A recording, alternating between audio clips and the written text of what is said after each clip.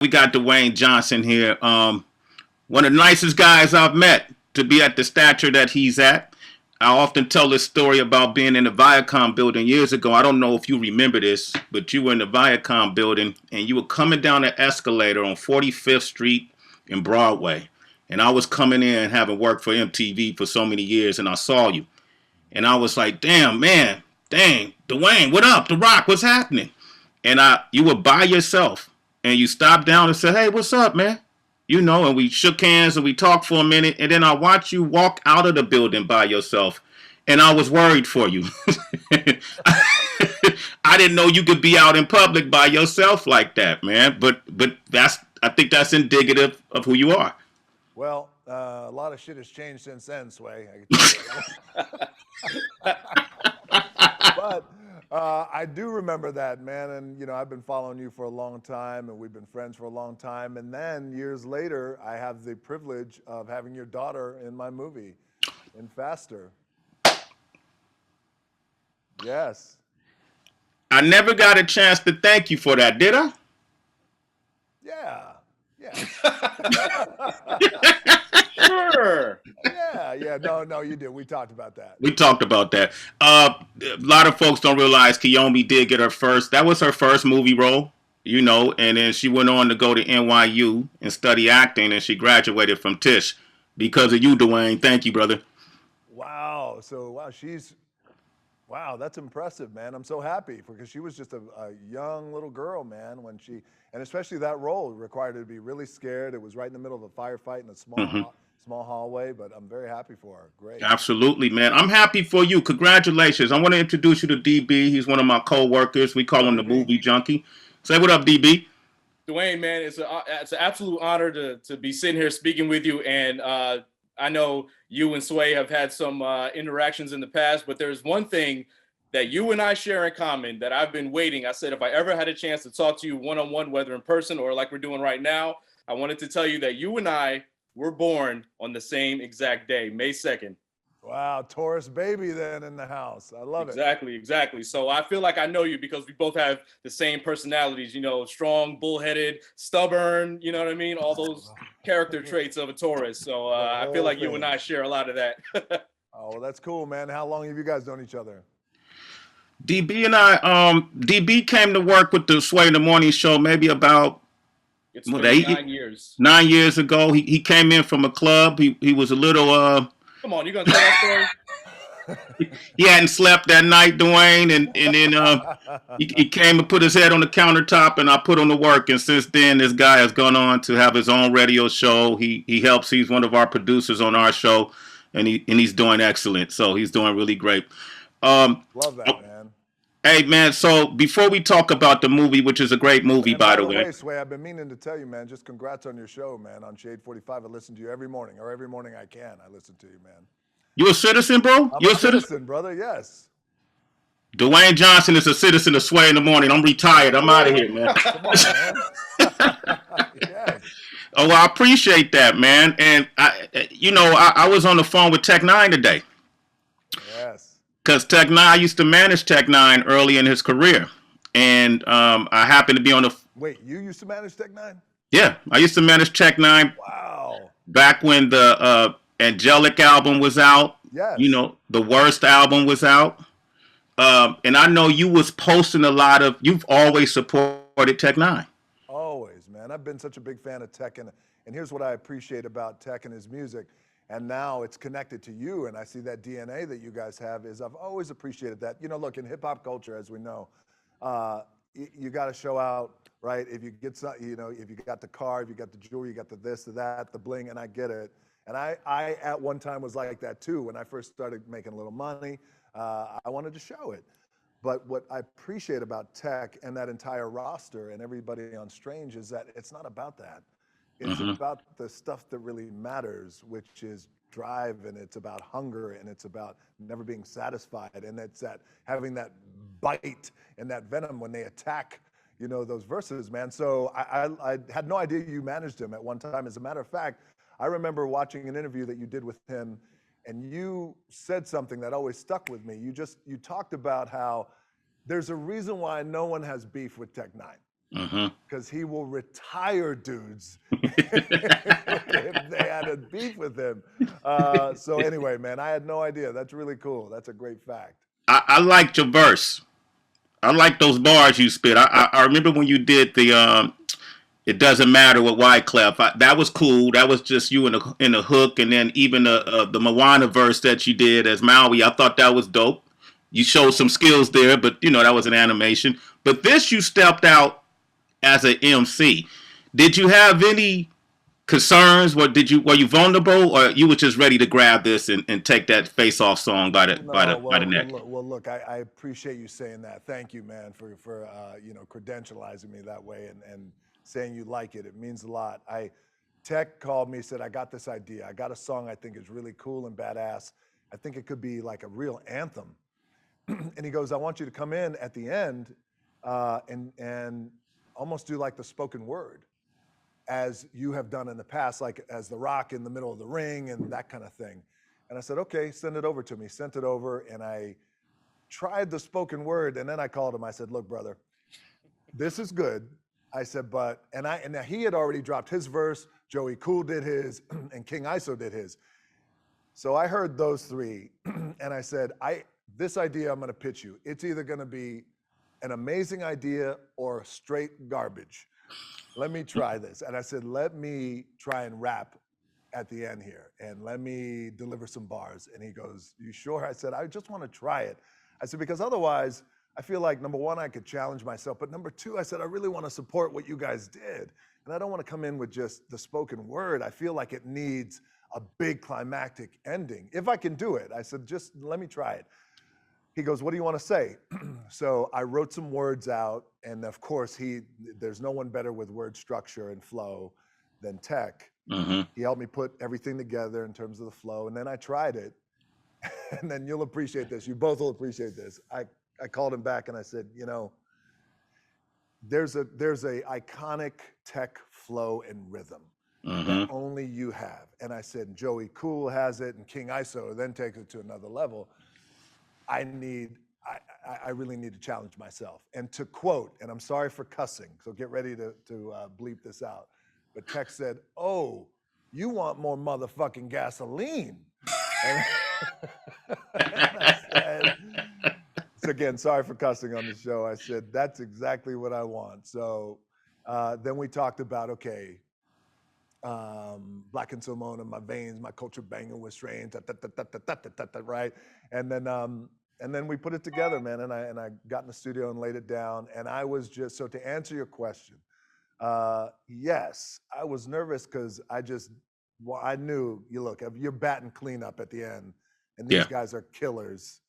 And I just wanted to hold my own and give the song and these dudes, the love that it commanded. So I'm happy we did it right. No, you did it right. And I thought the performance video was excellent. And my favorite line was actually the line you said, Black and Samoan in my veins. I'm on my culture banging with strange. And that's one of the things I always liked about you. Always repped your culture, and how important has representation been for you, being Black and Samoan? And have you seen the impact it's had on kids? Two parts to that. It's always critically important, growing up. And I grew up in the islands of Hawaii. And if we weren't in Hawaii, I was all predominantly throughout the South. And this is in the 80s, late 70s, 80s, Texas, Florida, Georgia, Tennessee. And it wasn't like I was down in the South and my dad was an accountant. He was a pro wrestler. And that wrestling crowd was just a different crowd, man, back then. And he was, of course, he was usually the only Black wrestler in that promotion. So in many ways, he was a trailblazer where he was able to change the behaviors of these white audience, the white people in the audience. And they were predominantly white wrestling audiences. So I grew up with this pride of being proud of who I was, half Black, half Samoan. And that was always instilled in me from day one. And then once I got into pro wrestling, it was always important, I think, to represent and to be conscious about it and always be proud about it. And Especially, I think when you have a combination, it's like, you realize if you're lucky enough to have the career that I was lucky enough to have in pro wrestling, then if you're lucky enough to make the transition, like I was fortunate enough to make the transition in Hollywood, well, that's when you really have to, to steal a phrase from Tech again, well, we're going to turn the gasoline up now. Yeah. And there are going to be no barriers. And even though there's no blueprint for me in Hollywood of a half black, half Samoan coming out of the world of pro wrestling, raising a crazy eyebrow, and if you smell and doing that, it's okay, because we're going to break barriers here and we're going to disrupt. And at least if I fail in wrestling or in Hollywood, rather, then I fail going out on my shield and going out still, always owning who I am and what I am. Oh man, failure hasn't been a part of your legacy as far as we can tell, as far as we can see. And I'm curious, and then DB, I'm gonna let you jump in. I know you eager. When you talk about Hollywood, you now become. I think I read somewhere that your movies have grossed about 10.5 billion worldwide. I'm not sure if I'm short or big, but somewhere in that number. But I remember when you first started acting. Not everybody received it well, right? It doesn't seem like folks believed in it. When did you feel that Hollywood started taking you seriously? At what point? Yeah, that's a great question, Sway. And it's an important question, too, because I transitioned from pro wrestling. I was on top in the WWE. I was their top draw. And I was conscious about being their top draw. When I made the transition to Hollywood, I knew that I knew that I needed to quietly retire from pro wrestling. I didn't want to make a big deal about it because I didn't want to impact their bottom line, the publicly traded company, the whole thing. So I quietly did what I did. But when I got to Hollywood, I came in, I had some juice to me. We did the Scorpion King, right? There was some hype to that.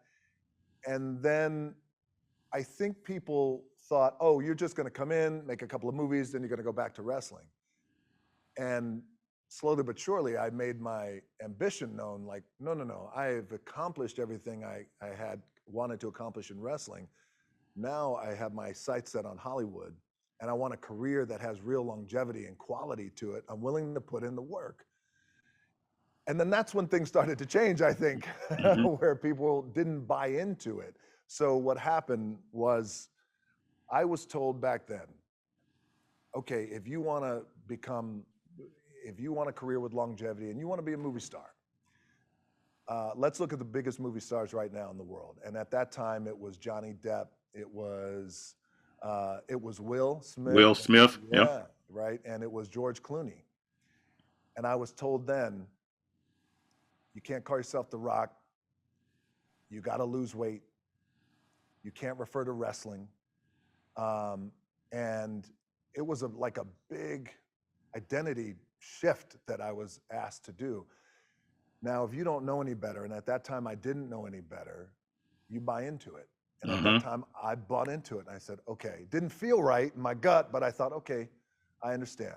So there's a career that if you look back in my filmography, there's a few years where I was making movies, I was not eating properly, I was on these crazy diets that I had no business being on.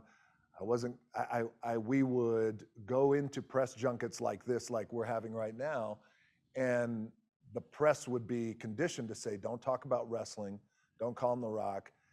And eventually it got to a point where I said, I gotta stop this. This is not me. Hold on a second. This is not me. I'm proud of where I've come from. I'm proud that I came from the world of wrestling. That's where I cut my teeth. That's how I got my connection with people. It was in the middle of the ring. And not only that, but I like to work out and I'm going to train and my name is The Rock. And so that shift happened. And it was, look, I don't want to worry about anybody else. I'm not George Clooney. I'm not Will Smith. I'm not Brad Pitt. I'm not Johnny Depp. I'm me. And here's one of two things is going to happen. Either I'm going to make it or I'm not going to make it. But either way, I got to be me. And so a funny thing happened is, and I think in the power of being myself and being authentic, Hollywood conformed. Yeah. They conformed to you. That's when the opportunities really opened up. I would imagine that could be a real mind screw to have somebody tell you you're not enough as you are. We need to fix you up. We often hear about that happening to women in Hollywood, right? You Yeah. rarely hear that about men. What kind of, I mean, when you left the set, man, did you ever have a point where you needed therapy or something to help you work through this? Is that something you ever thought about? You know, at that time too, I was going through a divorce. Mm-hmm. So, you know, I was going through I had my own therapy sessions that, you know, just now trying to figure out what kind of father I was going to be to my daughter and figure that out, what kind of man I was going to be at that time. My career was in jeopardy and I wasn't being who I was. So I think Sway, it all converged Mm-hmm. at the same time where it was, this is the kind of father I want to be. This is the kind of man I want to be in Hollywood. This is kind of this is the kind of ex-husband I want to be to my ex-wife, and I still want to work together with her. We started building our business together post our divorce, and that's who I am. And wait a second, and I'm proud of where I've come from. And I'm going to talk. Not only am I going to talk about wrestling, but I called Vince McMahon and said, I'm coming back to wrestling. Let's Yeah. figure something out. And I went back for a 3-year run, and it wound up being, you know, really the most, I think, most impactful moment in my career because it shifted. Everything shifted. And then Hollywood had no choice but to conform. Man, The Rock here, y'all. I haven't called you The Rock the whole interview, but since you said that, I'm saying it. Go ahead, DB. You got a great movie on your hand, by the way. Go ahead, DB. I watched the movie over the weekend, and first of all, I love anything that has to do with like great action, great adventure, and along the way, you got these great characters who build this strange rapport between the two of them, including Gal Gadot as well, who's, you know, I'm not going to go into too much detail because I don't want to spoil it for anybody who hasn't watched it yet. But we've had Ryan Reynolds on our show plenty of times, and the two of you are very quick-witted. So I wanted to know, because you guys are throwing jabs at each other, you know, verbal jabs at each other and physical in some scenes, but were the lines that you guys were, you know, when you're making fun of each other, were those improv? Were they written? Was it a mix? Like were you just allowed to just go at each other until, you know, something stuck that worked for the film? Look, DB, it was both. It was written. Rawson Thurber is a great writer director who has great biting comedy. So we would do it there. And then also, I've known Ryan, like you guys, for a very long time. And there's a lot of trust there. And when you have that trust, then you could go on set and ad lib, and where he goes, I go. Where I go, he'll follow, and we trust each other. So much of it was ad lib between us. So much of it, and plus also, we just our sense of humor is really filthy, Yeah. and it works out really good, really really good. Yeah, you're also a producer through Seven Bucks Production, and I always love that you named your company after how much money you had to your name at one point in your life. A lot of people don't want to have that constant reminder of the low points in their life, but you use it as, I guess, motivation to be like, hey, look, this could all be gone at any point in time. So that gives me more motivation to continue whatever, you know, whether it's business, whether it's my personal life, everything, do it 100%. And so I just wanted to know, uh, if you were to wake up tomorrow with $7 to your name, what would you do? I'd start all over again. I know I know what it's like to have $7. And that, by the way, that was a 5 and 1 and change. So at least I rounded up. It was Not even not paper 7, money. but I rounded it up to 7. But if I had $7, I would start all over again. But you bring up a good point, and I name my production company $7.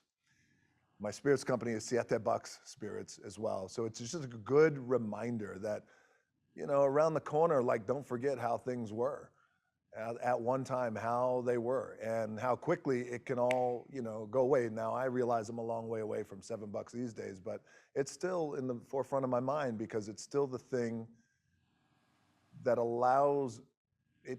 Not only it's a constant reminder, yes, it's always very humbling, grounded, but also you got to have something, I think, to get you out of bed and to stoke that flame and that passion and what that is.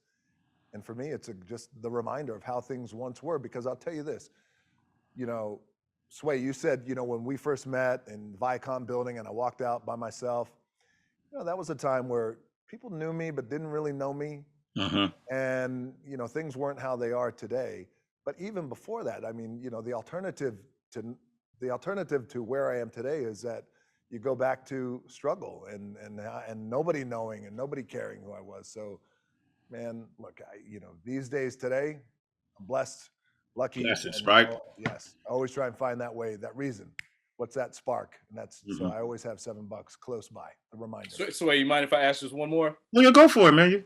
Because the other thing I love about Red Notice is there's a lot of references to other films, and I know you've been a part of some big franchises. You've done remakes, and I know you're working on Big Trouble in Little China. So I brought my Jack Burke jersey with me. So we're not going to go into that. But the reason I bring up those films is because when you're dealing with properties, and I know that a lot of times you can't use certain references, whether it be showing it in the film or even mentioning it. What's the biggest challenge about doing films? And can you mention this? Can we play this song? That sort of thing. Like, is it all wrapped up in the licensing or the legal stuff? Or like, because this film has a lot of it, but Yeah. I enjoyed every minute of it. Thanks, DB. It's all the above. It's all the above. But I am a firm believer in we can work it all out.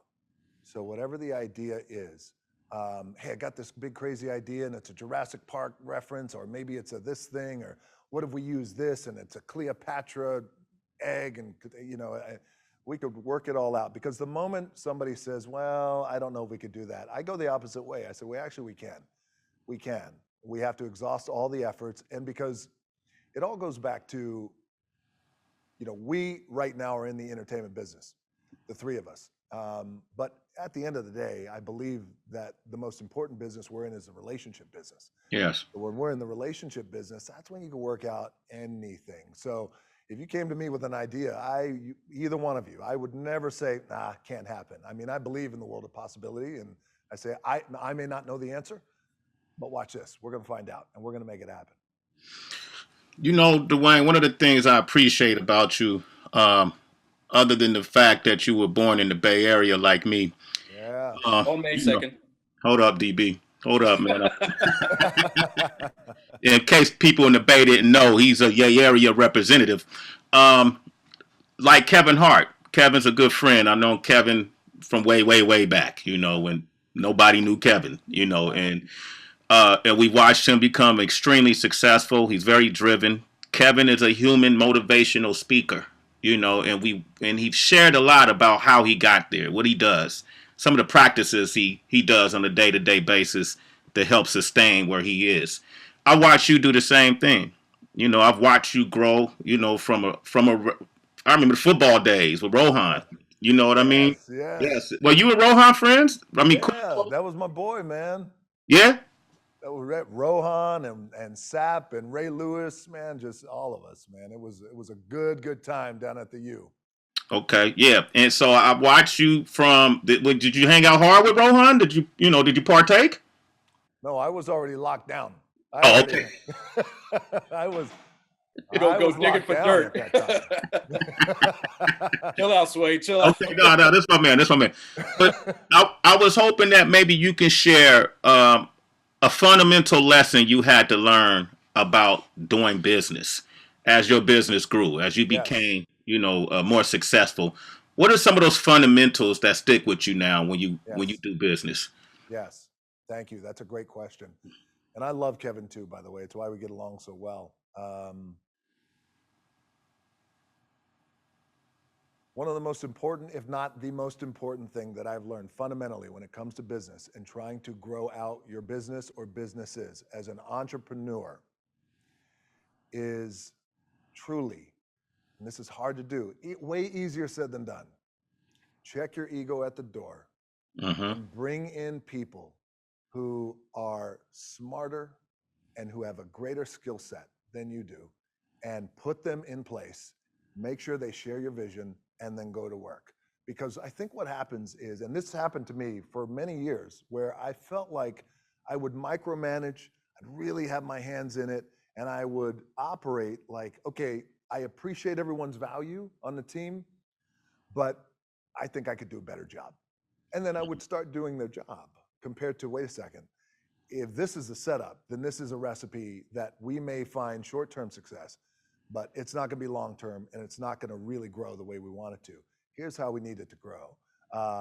I know the value that I could bring to the table and bring the value to this and the value that I bring to this game, but now I really want to bring in masters at what they do, very smart people at what they do. And not only that, but then create an environment and a culture for them where they could really thrive.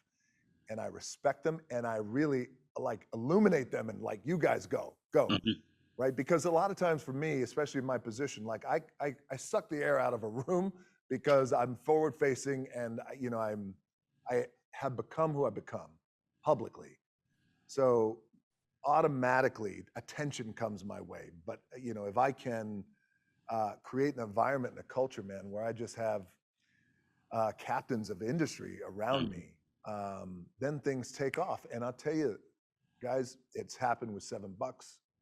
It's happened with Terramana Tequila, where I have the best in the spirits business around. It's happening with Zoa Energy, and some of the other things we're working on. Happening with the XFL, by the way. We have just incredible executives on from the NFL, a few from the NFL too as well, but really these incredible group cadre of men and women who are just a lot better and just kings and aces at what they do. And that's made a big, big difference.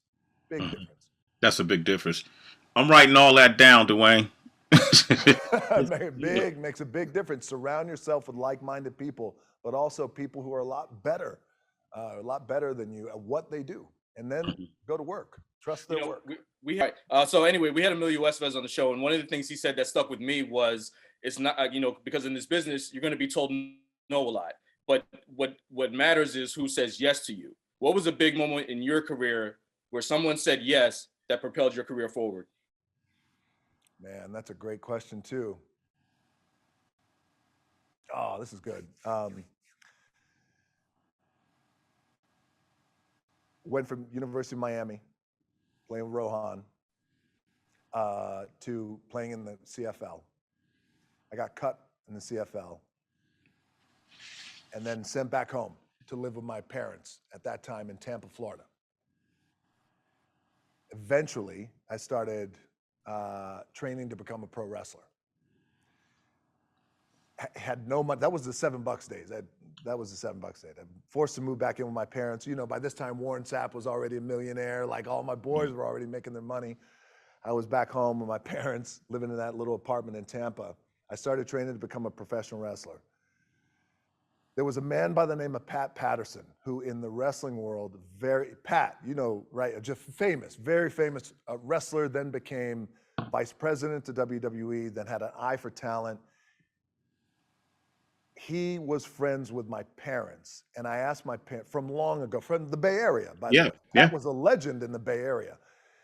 My parents had his number, and I didn't even know if it worked. I said, all right, I'm going to give this a shot. I've been training to be a wrestler for about 3 to 4 months. I called him up, and I had no one else to call. And I said, hello, Pat, this is Dwayne Johnson. He goes, who? I said, Dwayne Johnson. He goes, who are you?